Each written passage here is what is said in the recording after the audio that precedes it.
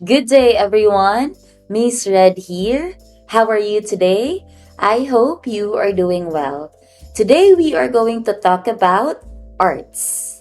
After this video discussion class, you will be able to identify the different meaning, classification, importance, and basic assumption about the arts. Are you ready? Let's get started. Let's talk about first class, the nature and meaning of arts. The popular perception about arts class is that it exists only in concert halls, museums, and art galleries in which accessible to only those who can afford. But in the contrary, art is found everywhere. It is very much part of our lives, every day of our life. We find arts in the clothes and accessories we wear, in the design of our furniture and furnishings, even in the style of the houses we build and the vehicles we use. We also find art objects class in the home and in the community, in religion, in trade, and even in industry. The coins we use to pay, as well as the religious medal and pendants glass, are examples of relief sculpture. Our paper bills and postage stamps are examples of engraving. The statues of angels and saints in our churches and cemeteries are freestanding sculptures. The advertisements on billboards and tarpaulins along and beside the streets and major highway are example of printmaking, that is, an art related to painting. In every town plaza class, there is a monument of a hero, a water fountain, or a landscape garden, and these are examples of architecture. Art class is derived from the Latin word ars, meaning ability or skill. It is a product of man's skill or craft. In a more specialized sense class, art applies to such activities that express aesthetic ideas by the use of skill and imagination in the creation of objects, environment, and experiences which can be shared by others. We can actually say, class, that we are involved in artwork when we plan, design, construct our houses artistically, even when we paint and decorate them beautifully, when we write poems, essays, biographies, short stories, and even plays, and when we sing songs beautifully and dance gracefully. All of these imply that anything accomplished with great skill is art. A work of art class is an activity that involves both imagination and skill in accomplishing it. It creates aesthetic feelings or experiences which delight and satisfy our desire for beautiful things. It is great when the aesthetic experience it creates uplifts us and stays vividly in our minds.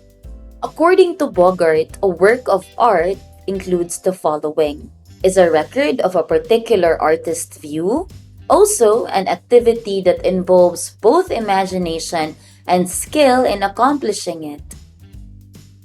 It also, class, represents or reflects the individual, the character of the period, and the place where it was produced. It is also a product of the artist's unique personality, influenced consciously or even unconsciously by factors such as his environment, traditions, national traits, religious beliefs, economic conditions, his ideals, or even the climate and the geography.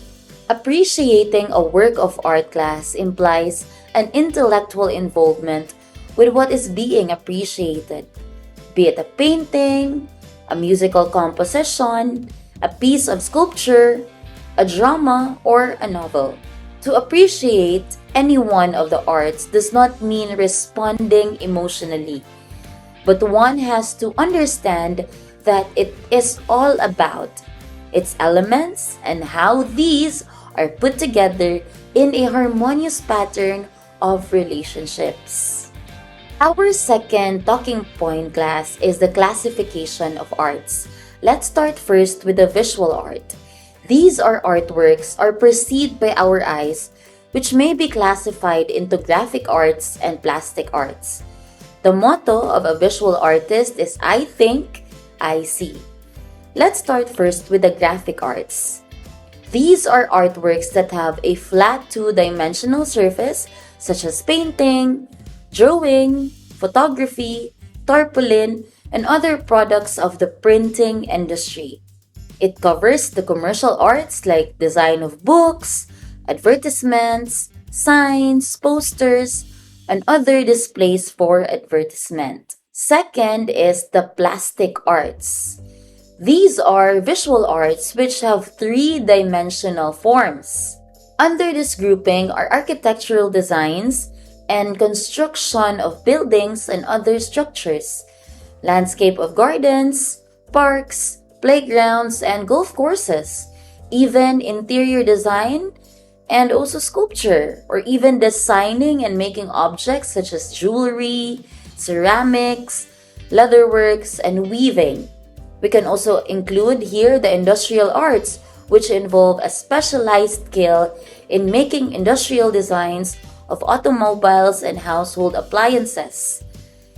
We also include the design of clothing apparel such as dresses, coats, suits, ties, shoes, bags, and design for stage production are also included for plastic arts.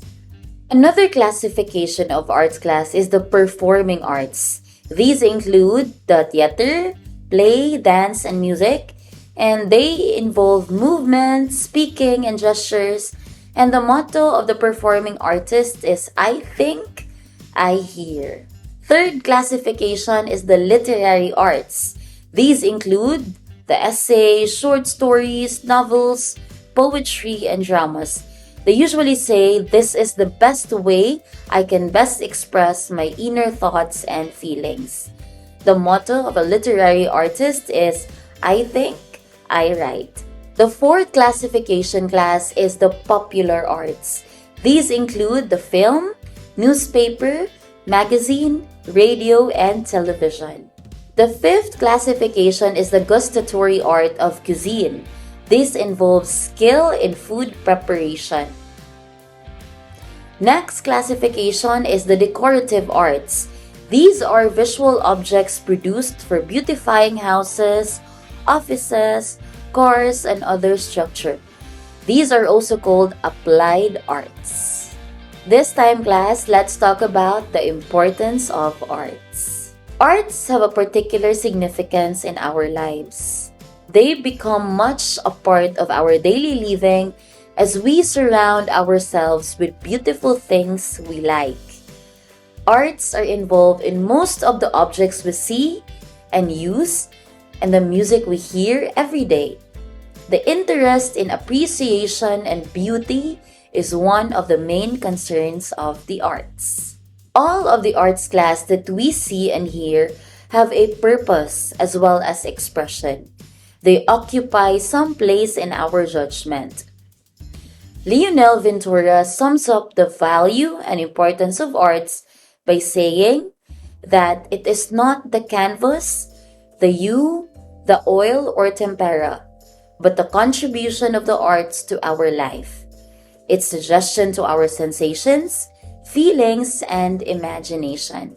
Lastly, as Pope John Paul II in his letter to the artist articulates, every genuine art in its own way is a path to the inmost reality of man and of the world.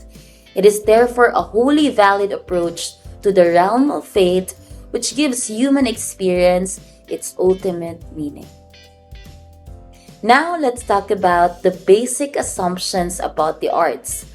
Number 1, art has been created by various people at all places and time. Art does not grow old.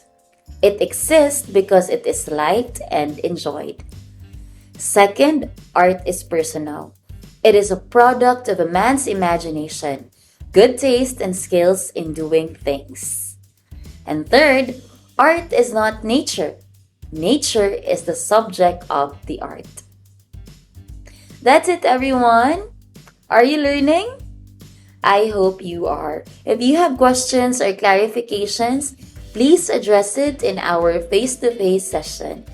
Thank you, everyone, and have a great day. Bye!